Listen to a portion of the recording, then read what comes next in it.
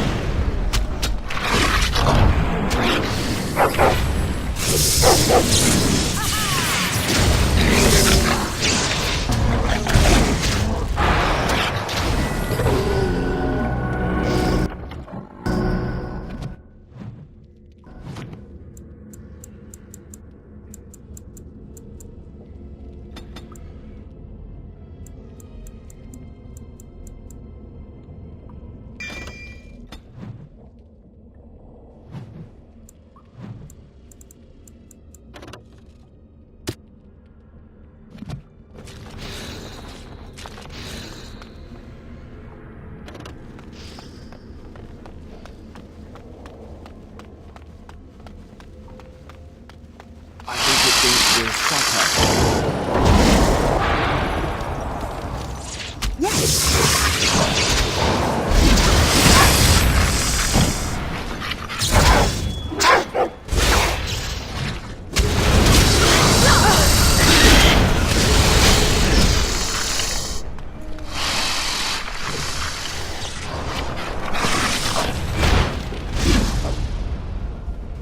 Now we can have a corpse. Another corpse for the pile.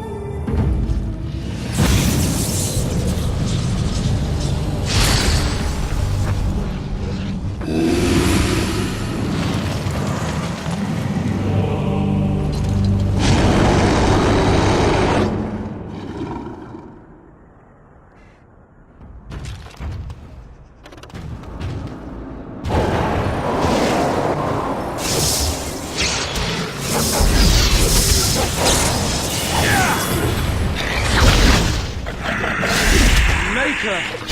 Let's grab some glory!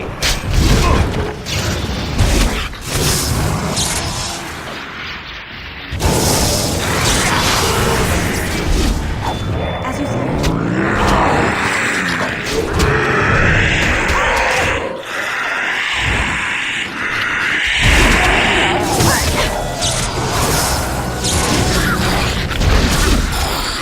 It will be done.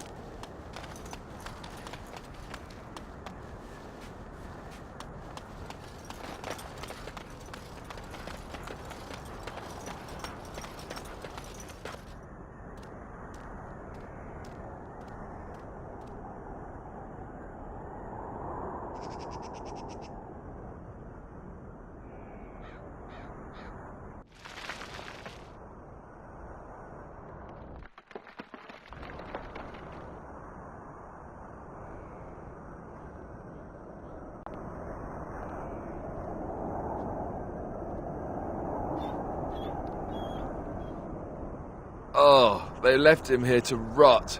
We need to do something.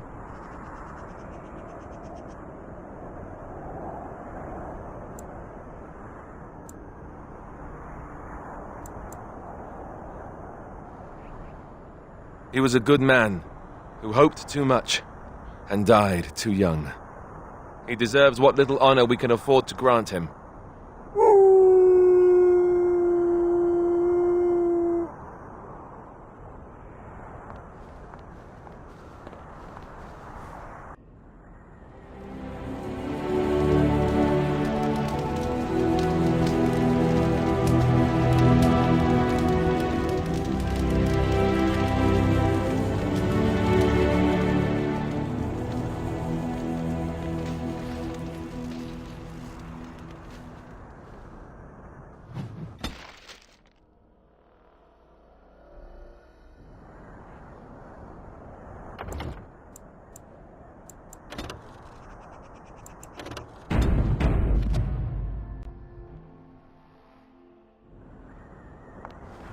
What do you wish of me? If you must.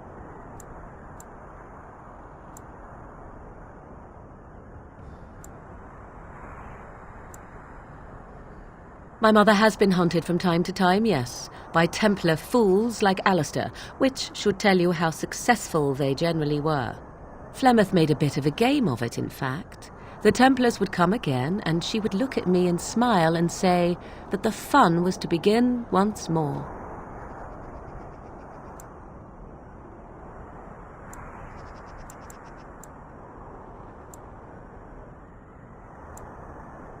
I am unsure. I was too young to understand, and perhaps 'twas bravado on Flemeth's part, or perhaps she was merely amused. I will never know. Flemeth would warn them, once.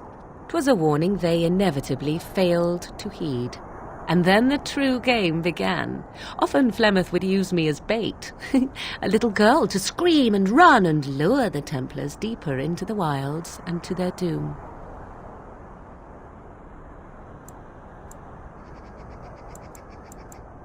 Sometimes, eventually. Thankfully, the wilds is a vast place. Once they found us, Flemeth would simply move us elsewhere, and we would be lost within the forest once again. I did not understand the danger we faced until I was much older. I had never heard of apostates or maleficarum.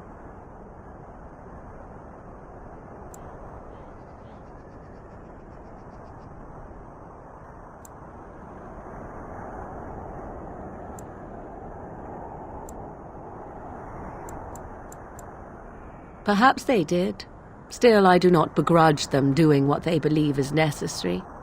The Chantry sees any mages not leashed to the Circle of Magi as apostates, and apostates could become maleficarum, evil mages that resort to blood magic and become demon-enslaved abominations. It may even be true. Still, those of us who prefer freedom see no reason to submit.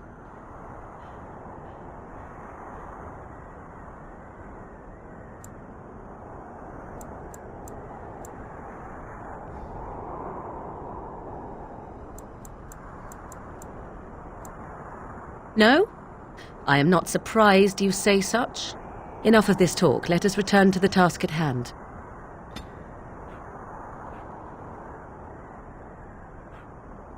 What do you wish of me? If you must. I was not born such. 'Tis a skill of Flemeth's, taught over many years in the wilds. The chastened have tales of we witches, saying that we assume the forms of creatures to watch them from hiding. When a child is alone and separate from his tribe, that is when we strike, dragging the young boy kicking and screaming to our lair to be devoured. A most amusing legend.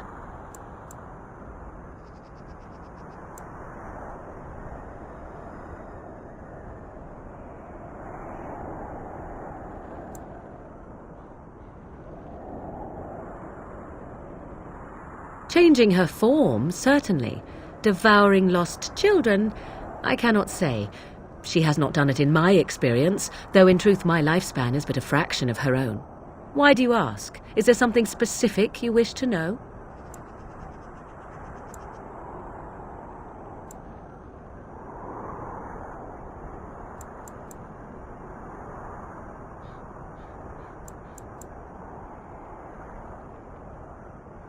No? 'Tis not unheard of in the remote corners of the world. There are traditions of magic outside of the circle of magi, despite what those mages would have you believe. Some of these traditions are old, indeed, passed down as carefully guarded lore from one generation to the next. The zealots of the chantry would uproot all such practitioners if they could, but as luck have it, some still exist. My mother is such a one.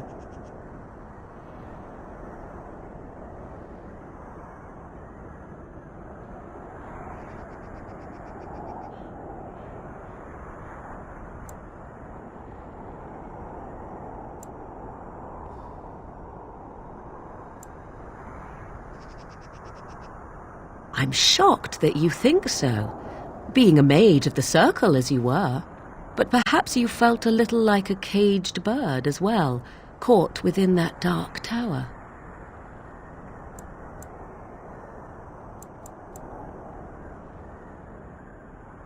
I thought so.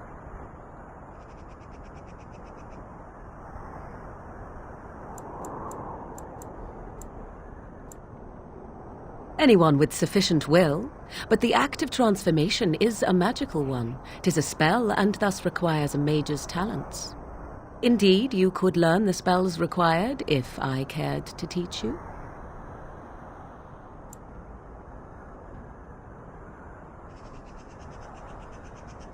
There were nights when the wilds called to me, 'tis true. You look upon the world around you and you think you know it well. I have smelled it as a wolf, listened as a cat, prowled shadows that you never dreamed existed. But my life is as a human. I am under no illusions to the contrary.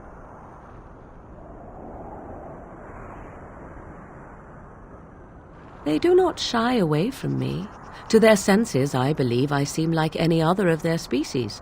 As to what they think, I truly cannot say. Just as I am still human, no matter my form, they are still animals. Thus they cannot speak, even were I to ask. The form of an animal is different from my own. One may study the creature, learn to move as it does, think as it does. In time, this allows one to become as it is. I gain nothing by studying another human. I already am the same as they are. I learn nothing. So the answer is no, my human form is the only one I possess. Indeed. Have you an opinion on my abilities, then? Am I an unnatural abomination to be put to the torch?